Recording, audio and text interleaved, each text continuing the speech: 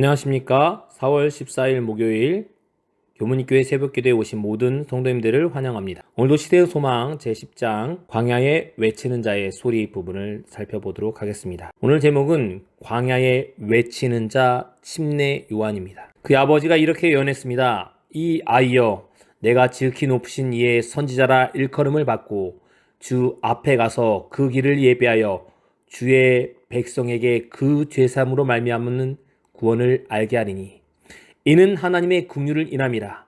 이로써 돋는 해가 위로부터 우리에게 임하여 어둠과 죽음이 그늘에 앉은 자에게 비치고 우리 발을 평강의 길로 인도하시리로다. 누가복음 1장 76절부터 79절에 있는 말씀입니다. 침례 요한은 마태복음에 보면 낙타 털옷을 입고 허리에 가죽들을 띠고 음식은 메뚜기와 석청을 먹었다라고 이야기합니다. 시대소망은 이렇게 표현합니다. 출생시부터 하나님께 바쳐진 나세린으로서 그는 일생을 성별하기로 선언하였다. 옛날 선지자에 오신 약대 털옷을 입고 가죽 허리띠를 띠었다. 광야에서 구할 수 있는 메뚜기와 석청을 먹고 산에서 나온 맑은 물을 마시고 살았다. 이것만 들어보면 산에서 광야에서 은둔 생활을 한 것처럼 보입니다. 나는 자연이다 라는 프로에 보면 세상 삶이 싫어서 도피의 장소로 산 골짜 깊은 산속에서 자연인으로 살아가는 사람들을 보게 됩니다. 그렇다면 우리 알고 있는 침례 요한은 은둔 생활을 한 사람일까요? 아무하고 교류 없이 광야의 삶을 살았던 사람일까요? 요한의 생애는 하는 일 없이 금욕적인 우울 가운데서 이기적인 은둔을 하는 그런 생애가 아니었다. 자연인과 같은 그런 삶을 살았다는 것이 아닙니다. 이어서 이렇게 얘기합니다. 그는 이따금씩 밖에 나가서 사람들 가운데 섞였으며 그는 언제나 세상에서 일어나고 있는 사건들을 흥미있게 관찰하였다. 그는 이 한적한 은거처에서 사건들이 전개되는 것을 주목하였다라고 이야기합니다. 가만히 산골짜기에 앉아서 은둔 생활을 한 것이 아니라 사회적 조류를 살펴보면서 하나님의 예언의 성취를 하나씩 살펴보는 사람을 살았다는 것입니다. 그래서 그는 사람들 가운데 섞여서 그들에게 말씀을 전하는 일을 하였다는 것입니다. 또 이렇게 얘기합니다. 사람들의 특성을 연구함으로 하늘의 기별을 가지고 그들의 마음을 감동시키는 방법을 알고자 했다. 광야에서 그냥 소리를 쳤더니 외치는 자였더니 사람들이 모여들고 왔다는 것이 아니라 사람들에게 마음의 감동을 시킬 방법을 알고자 하나님의 기별을 어떻게 사용해야 되는지 알고 있었다는 것입니다. 그는 외로이 묵상하고 기도하는 가운데 평생 사업을 위하여 그의 심령을 동이는 데 힘썼다. 그는 자신을 갈고 닦는 원석으로서 쓰임에 알맞는 돌이 되어갔다는 것입니다. 그런 그를 하나님께서 사용하셨습니다. 광야는 사단의 시험에서 안전할까요? 시대의 소망은 이렇게 얘기합니다. 광야에 있었지만 그는 시험에서 면제되지 않았다.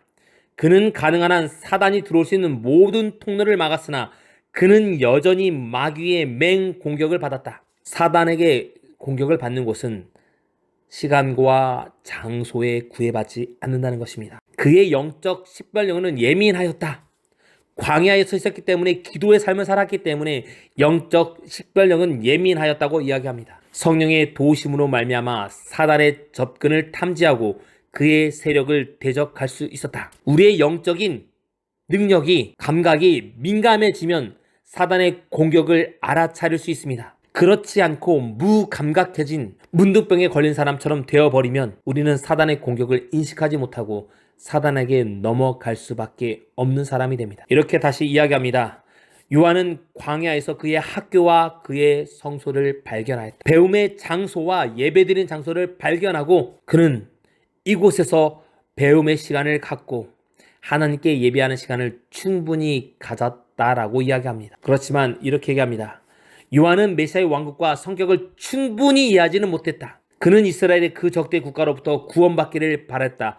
그러나 의로우신 왕의 강림과 이스라엘 나라가 거룩한 나라로서 건설되는 것이 그의 소망의 큰 목표였다. 그러므로 그는 그의 출생시에 주어진 예언이 생취될 것을 믿었다라고 이야기합니다. 아버지가 얘기했던 바로 오늘 읽었던 본문, 내가 지극히 높으신 이의 선지자라 일컬음을 받고 주 앞에 서서 그 길을 예비하는 자, 광야에서 외치는 자가 될 것이라는 그 사명감을 잃지 않았다는 것입니다. 그리고 그것이 속히 이루어지기를 간절히 바랬다라고 이야기합니다. 그래서 예언이 성취된 것입니다. 하나님께서는 침례 요한과 같이 준비된 사람을 사용하십니다. 그렇기 때문에 사람들은 그를 가리켜서 엘리야 선지자와 비슷해서 엘리야라고, 선지 엘리야냐 선지 이사야냐고 물어봤습니다. 나라 전체가 들끓었고 많은 무리가 광야로 모여들었다라고 이야기합니다. 그가 과거에 예언됐던 그 사람이 틀림없자, 그 사람이 틀림없다라고 생각하고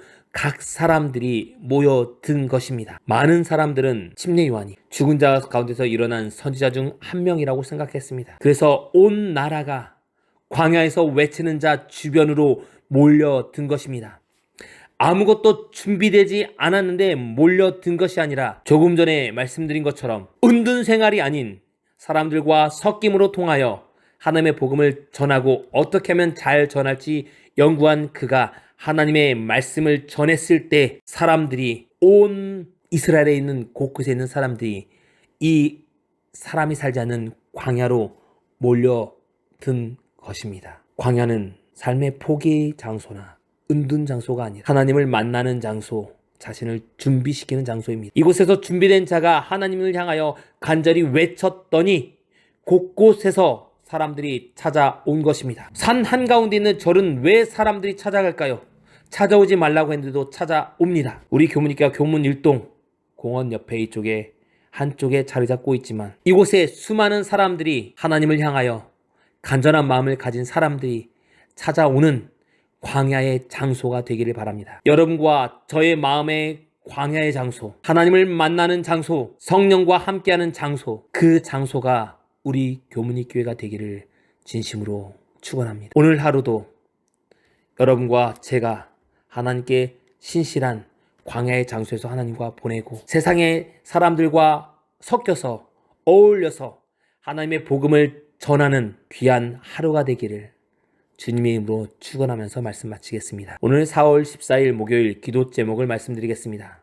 첫 번째, 교회의 환우들과 코로나19로 고생하는 우리 많은 성도들과 환우들을 위해서 기도해 주시기 바랍니다. 두 번째, 우리 청년반 박승민, 박영선, 박현진, 송명주를 위해서 함께 기도해 주시기 바랍니다. 세 번째, 우리 청년들의 믿음 성장을 위해서 기도해 주시기 바랍니다. 네 번째, 그리고 우크라이나에 정말 곧 점령될 것 같은 어려움 속에 겪고 있는 우리 우크라이나의 사람들, 그 사람들과 그곳에 살고 있는 우리 재림 교인들을 위해서 여러분께서 기도해 주시기 바랍니다. 다섯 번째는 개인의 기도 제목을 가지고 있는 기도 제목을 가지고 기도하는 시간을 갖도록 하겠습니다.